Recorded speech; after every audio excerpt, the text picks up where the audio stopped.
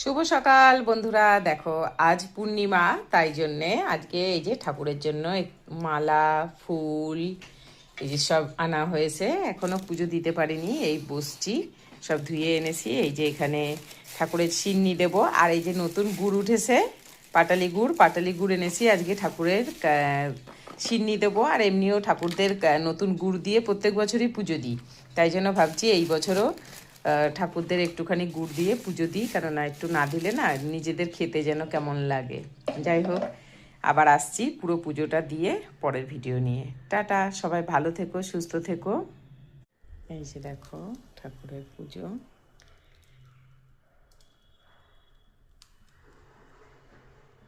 পূর্ণিমার দিনে পুজো দিতে একটু আনন্দ লাগে, কেননা ঠাকুরকে একটু সাজিয়ে গুছিয়ে সুন্দরভাবে পুজো দেওয়া হয়।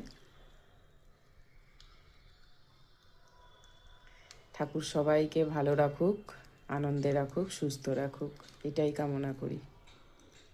এই যে দেখো এবার প্রসাদ নামিয়ে নিয়েছি, এখানে সব প্রসাদ দিয়ে দিই।